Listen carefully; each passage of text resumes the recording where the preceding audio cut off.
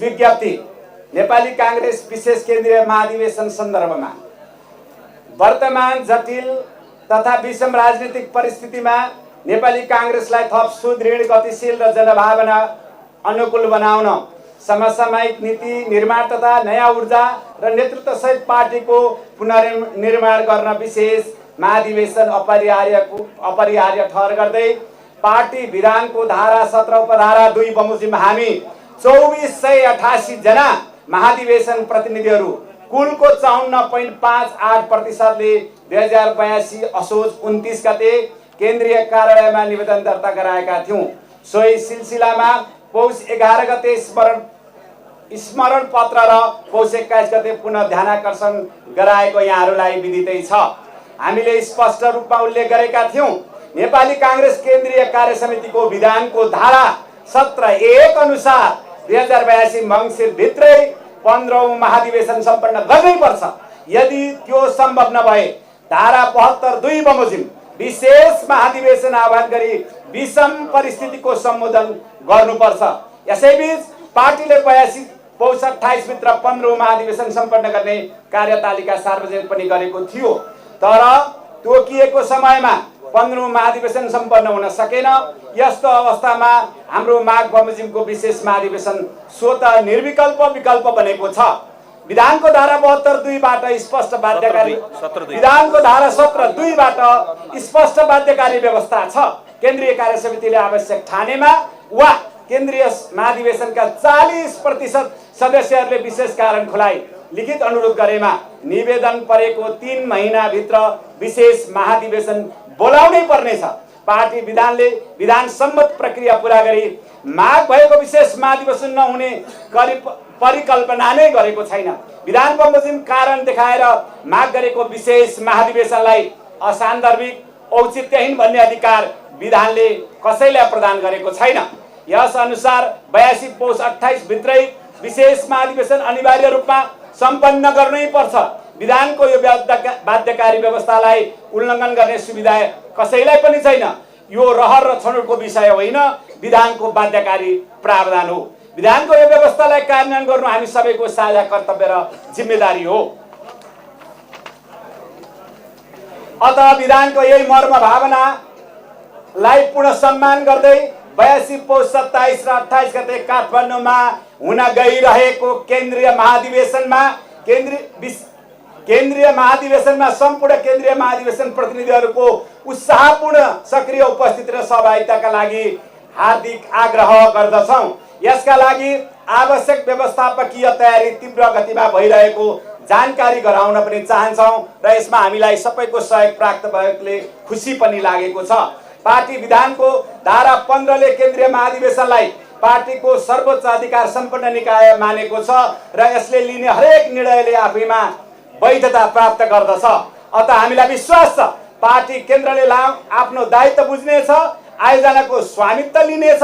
विशेष महाधिवेशनलाई भव्य र सार्थक बनाउनु हामी सबैको साझा दायित्व हो। वर्तमान संवेदनशील घडीमा पार्टी विधानको सर्वोच्चतालाई अक्षुण्ण राख्दै नेपाली कांग्रेस आन्तरिक एकतालाई थप सुदृढ बनाउन यो महाधिवेशन विशेष महाधिवेशन कोसेढुङ्गा सारथी हुनेछ भन्ने हामीले पूर्ण विश्वास लिएका छौं।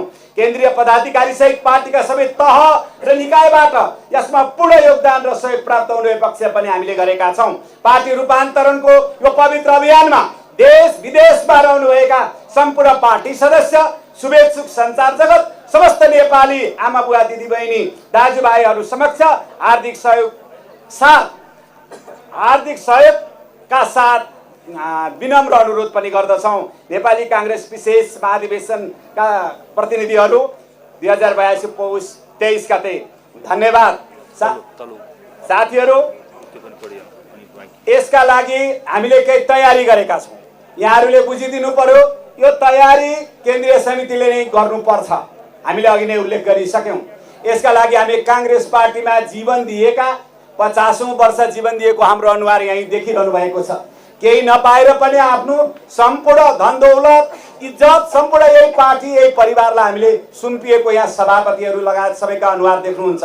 अवसरबाट वञ्चित तर कांग्रेस पार्टीका ती सेना जस्ता भएर बसिरहेका छन्। त्यसै हुनाले यो हाम्रो कर्तव्य हो। यो व्यवस्थापकीय जिम्मेवारी पूरा गर्नु हाम्रो कर्तव्य हो। हामी केन्द्रीय समितिलाई हिजो पनि सहयोग गरेको, आज पनि हामी सहयोग गरिरहेका छौँ, सहयोग गर्छौँ। त्यसो हुनाले हामी कार्यकर्ताकै तर्फबाट हामीले 18 वटा समितिहरू हामीले बनाएका छौँ। यसमा केन्द्रीय सदस्यहरू, यसमा पूर्व सभापतिहरू र अरू साथीहरू यसको संयोजक हुनुहुन्छ।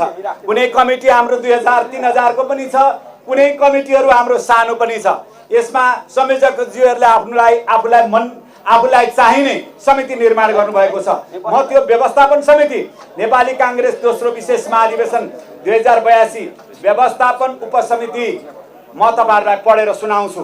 1 पूर्व जिल्ला सभापति पूर्व केन्द्रीय सदस्य समन्वय श्री मधु आचार्य, भातृ तथा शुभेच्छुक संस्था समन्वय श्री प्रतिमा गौतम संयोजक, जनपरिचालन जुलुस व्यवस्थापन पूर्व सभापति जगदीश नरसिंह केसी, आवास तथा खाना व्यवस्थापन श्री रमेश धमला, प्रचार प्रसार श्री सुभाष कुमार पोखरेल, विशेष महाधिवेशन व्यवस्थापन समिति श्री मनोज मणि आचार्य, पूर्व सांसद समन्वय श्रीमती कुसुम थापा मगर, प्रदेश सांसद समन्वय श्री राम लामिछाने, स्थानीय तह समन्वय वंशलाल तामाङ, यातायात व्यवस्थापन योगेन्द्र मान कर्माचार्य, जनसम्पर्क समिति समन्वय दिल्लीराम सुवेदी, जिल्ला क्षेत्र फोकल पर्सन समन्वय श्री युवराज पाण्डेय, मंच व्यवस्थापन श्री गोविन्द पुडासैनी, जिल्ला जनसम्पर्क समिति विमल संग्रौला, स्वयंसेवक परिचालन समिति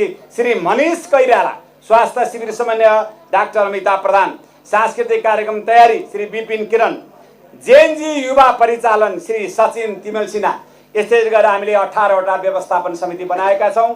हाम्रो नेता यस विशेष महाधिवेशनको तर्फबाट हाम्रो अभिभावक अलिकति ढिलो गर्नुभयो, हामीले पर्ख्यौं पनि।